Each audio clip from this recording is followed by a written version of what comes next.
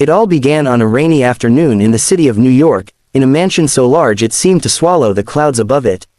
In one corner of the grand study sat a man of wealth and influence, Jonathan Carmichael, a self-made millionaire, a titan in finance, whose life seemed perfect to everyone who looked in from the outside.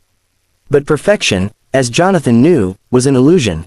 For 20 years, a secret lay quietly tucked away in his mansion, in the form of a child no one knew existed. Emily Carmichael, Jonathan's daughter, had grown up in a world apart, a world without words, where sounds rarely mattered, and gestures carried the weight of expression. She had been born deaf, and the circumstances of her birth, combined with Jonathan's relentless ambition, had led to her being quietly placed in the care of a distant relative. Emily's earliest memories were of silence, of the subtle vibrations of footsteps on the floor, of her grandmother's hands moving gracefully in front of her, telling stories that no one else could understand. The world outside was a cacophony she could not hear, but inside, she had a language richer than most could imagine, the language of signs, of facial expressions, of connection without sound. But Emily's heart longed for more than her quiet home. She wanted a family, a place where she belonged, a father she had never met. And in her teenage years, her curiosity grew into determination. She began to ask questions, to piece together her story, and eventually, she discovered the truth.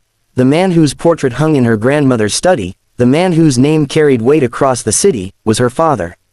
Meanwhile, Jonathan lived his life unaware of the daughter he had forgotten. His empire was thriving, but so was the emptiness in his personal life. He had amassed wealth, power, and admiration, yet there was a void he could not fill.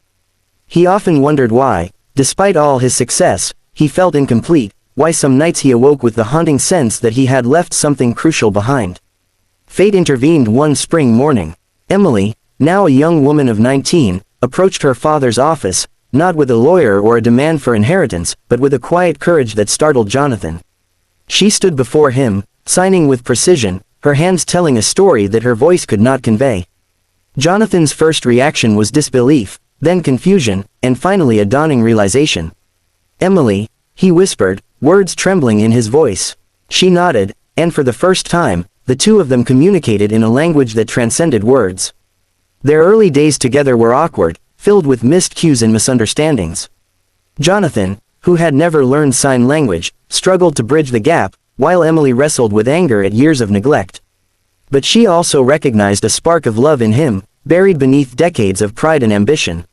And slowly, the barriers began to fall. Emily introduced Jonathan to her world, the rich, expressive beauty of sign language, the subtleties of communication without sound, and the extraordinary depth of connection it could bring.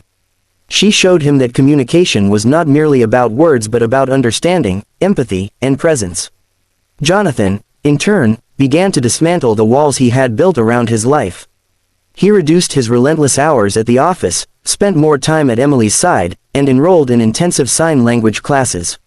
He learned to see the world through her eyes, to appreciate silence not as emptiness, but as a space where meaning could flourish. But their journey was not without challenges.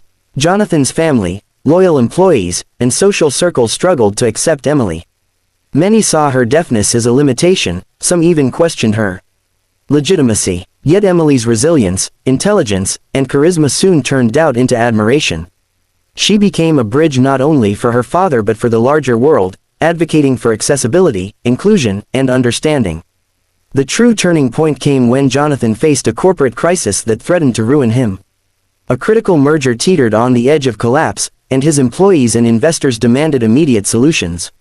Emily, witnessing his stress, realized that her father had always listened to numbers, graphs, and forecasts, but never to intuition, empathy, or connection. She stepped forward, signing insights she had gleaned about human behavior, negotiation strategies, and listening, not to words, but to the underlying emotions of the people involved. Jonathan, trusting his daughter's unique perspective, followed her guidance. The merger succeeded, not because of conventional strategies, but because they had incorporated a human understanding that no spreadsheet could provide. Jonathan's world shifted. He realized that the greatest assets in life are not wealth, power, or prestige, but the bonds we forge with others, and the courage to connect across differences. Years passed, and Emily's influence on her father's life only grew. She became a symbol of the power of sign language, advocacy for the deaf community, and the transformative potential of connection. Jonathan, once defined by his fortune and ambition, found his true legacy in his daughter, the one he had once forgotten. In the final scene, Jonathan and Emily walk through a sunlit garden, hands moving in fluent, effortless signs. They laugh silently together, understanding that words are not the only way to communicate love. Their story, once defined by absence and neglect, had blossomed into a testament of resilience, courage, and the enduring power of connection. And as the camera pans out, we see Jonathan teaching young interns to communicate through signs, Emily leading workshops on inclusivity, and a mansion once defined by solitude now filled with laughter, light, and life. In the end, it is not wealth that leaves a mark, it is love, understanding, and the courage to reach across the silence.